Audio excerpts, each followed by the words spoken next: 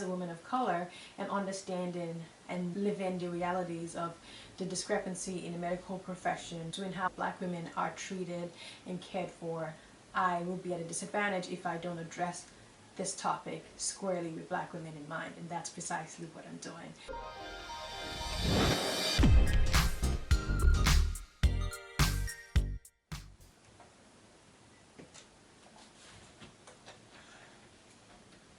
Hi guys, welcome back to my channel. If you are a new subscriber, thank you so much for subscribing.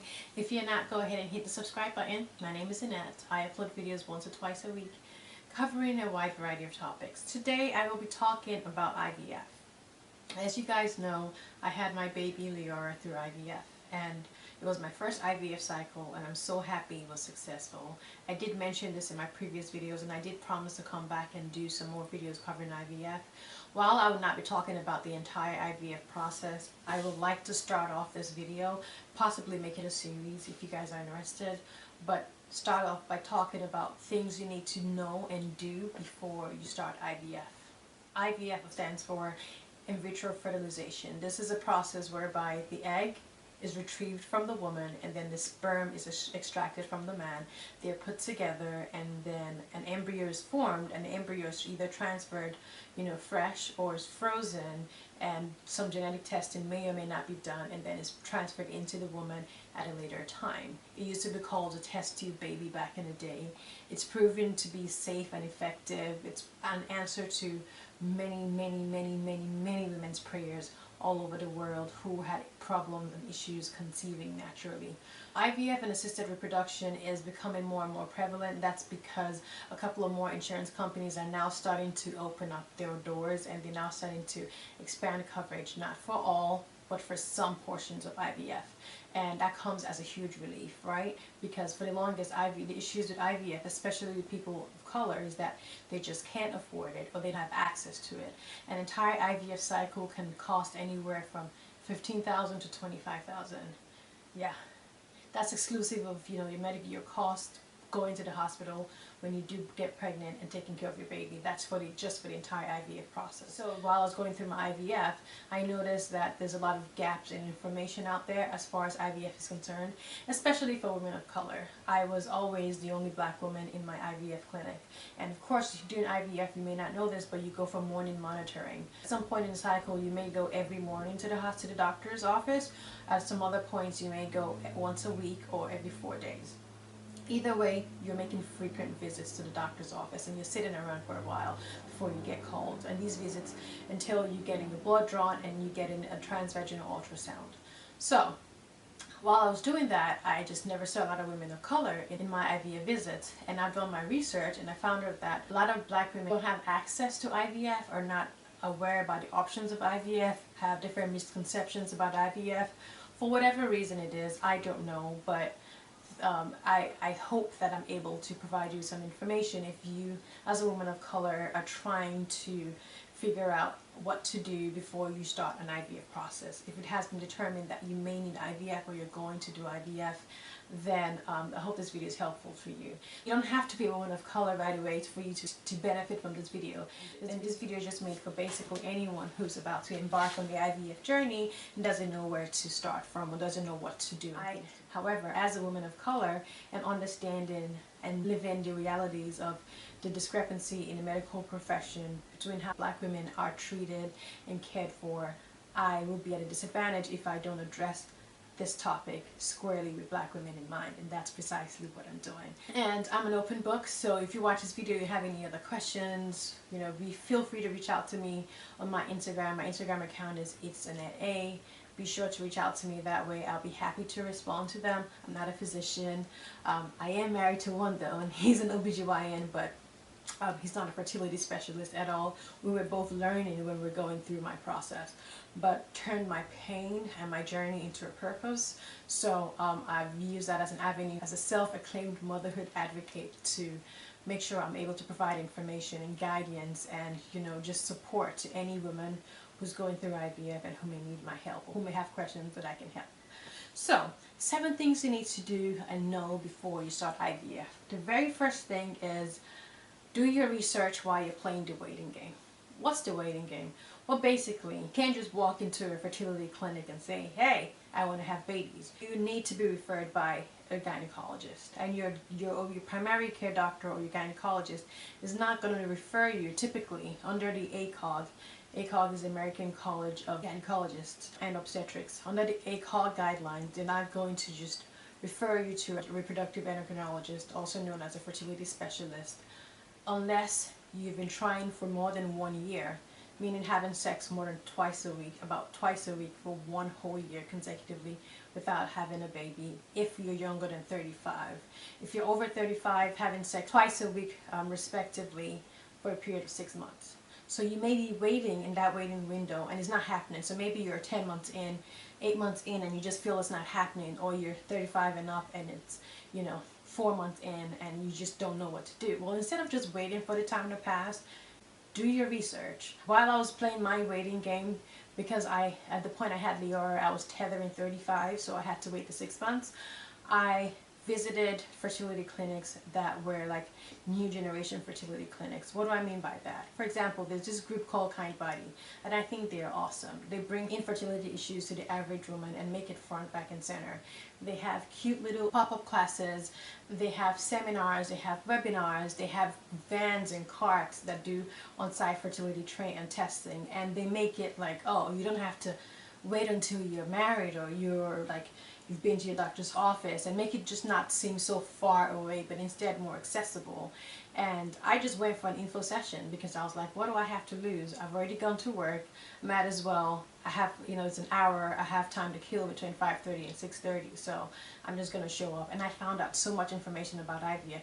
Even at the time, I didn't even think I was going to go through IVF, but I thought, let me just see, you never know. And that's how I started finding out information. And there are like 5 or 6 organizations in the United States that do things like these. And they're all run by, of course, board-trained, certified OBGYNs who've had their own practices or been a part of a hospital group for a very long time. So they're not just run by quack people on the streets. So yeah, be sure to do your own research, reach out. There's a whole lot of them on Instagram as well. So try to take matters in your own hands and just try to understand more of the process, because the more research you do about the process, even if you don't need to do IVF, the more aware you become about everything involved, and it will help soften the shock of the intensity of the process down the line. The next thing I'll tell you to do is to save up some money. If you have a feeling you're going to go through IVF, or your doctor is indicating that, yeah, he wants you to do a series of tests leading up to IVF, then just save your money, girl, because unless you're like a 1% where your insurance company is going to cover everything, you're still probably going to have to pay for the medication out of pocket. And those medications are not cheap. Sometimes the insurance company doesn't cover cryopreservation of your embryos, so you have to pay for that out of pocket. You may have to cover like your transportation costs. If you don't have a car, you have to cover like Uber costs back and forth to the doctor's office. IVF is expensive. It's not just the money you're giving to the doctor. It's like so many areas. So if you have the ability to do that, start saving up your money. And this I say with caution. I don't want you to say, oh, I'm saving up for IVF, and then you wait 3, 4, 5 years before doing IVF, because IVF is all about egg quality. Egg quality is what makes you have good, viable embryos. And unfortunately, we're born with all the eggs we'll ever have as women. So my daughter, who's sleeping upstairs right now, has all the eggs she will ever have in her life. And the number of eggs she has and the quality starts to dwindle every year until she gets to 80. But yeah. So the sooner you start the process, the better. So if you want to save, try to save up for like 3, 4 months. Just don't get into the years, because at that point you're jeopardizing the quality of your eggs. Because the younger you do IVF, the younger you retrieve your eggs, the better it is for you going forward. Third tip for you is to research the doctor and the clinic. A lot of clinics who do fertility treatments, and a lot of clinics who are going to tell you, oh yeah, we do this, we do that. But do your own independent research. Reach out to people on fertility forums and Facebook. There are several ways that actually these fertility clinics are ranked. That's why numbers are very important, and that's why they collect a lot of data. You can find out where they rank in regard to productivity and live births. These centers, they make their money, of course, through IVF and through billing insurance carriers, but they also make their money by basically making sure that they are able to provide what you need, which is the birth of a child. So they will do everything within their power to make sure, or rather they should do everything within their power to make sure that every cycle is successful. Not always possible, but it's all about how they tweak your medications, because every individual has unique needs.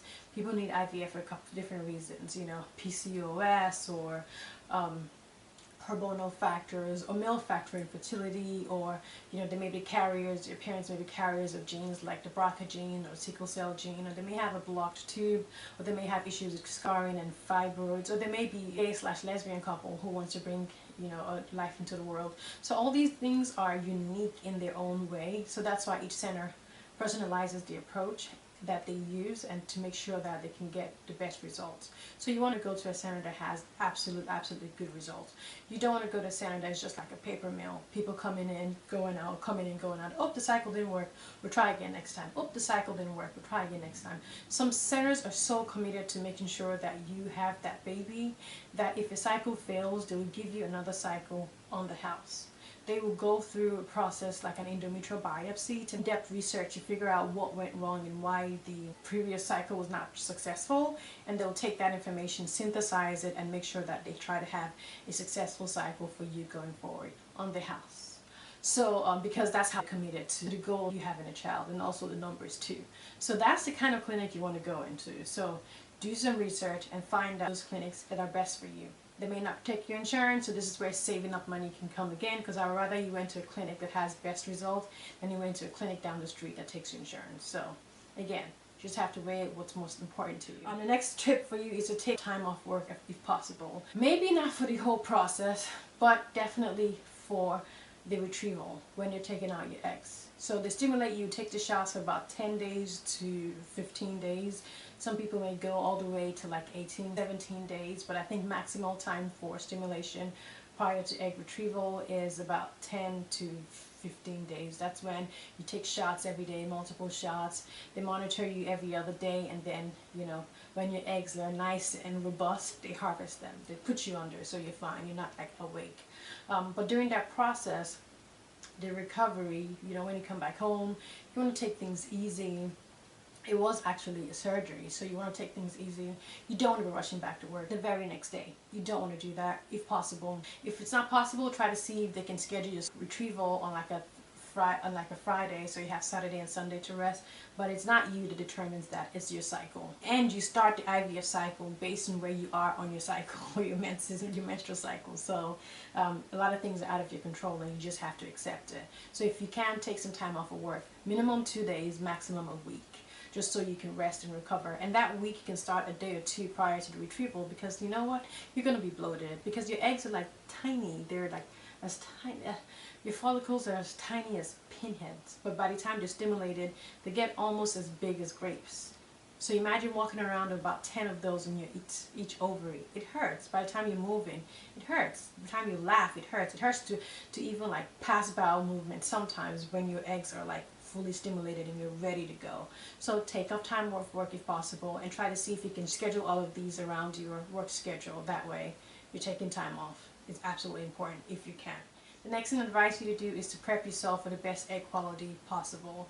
What do I mean by that? Like I mentioned earlier, IVF is all about eggs, and we have to make sure we get the best eggs out, because we're born with all the eggs we ever have. Men, they generate new sperm every 72 hours, but us, we're born with all the eggs we can ever have. So I recommend that in order to improve your egg quality, they say there's no main science behind this, but I have personally seen personal results where the month or two leading up to your egg retrieval cycle, you go on a Mediterranean diet, meaning lots of leafy greens, lots of fish, salmon, sardines, mackerel, you know, tilapia, good rich food, fish and meals rich in omega-3, lots and lots of smoothies, lots and lots of water, lots and lots of tea, lots and lots of berries, you know, raspberries, blueberries, pomegranate seeds, you know, blackberries. All these things are very helpful in giving your body a lot of nutrients, a lot of healthy nutrients that would help you through the retrieval process. And personally, I've seen that when I did a cycle to get my eggs retrieved,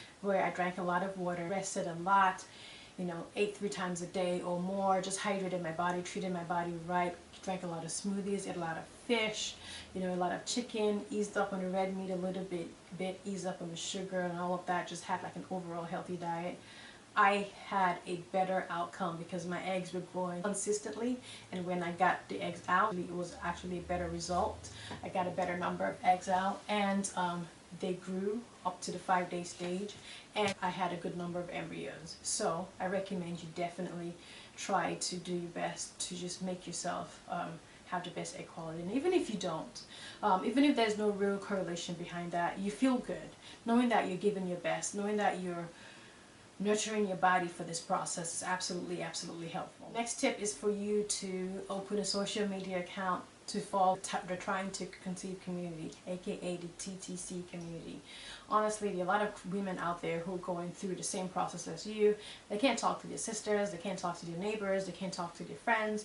So they open a social media account dedicated to just trying to conceive, and they go on these forums and they go on Instagram and they get a lot of information from there.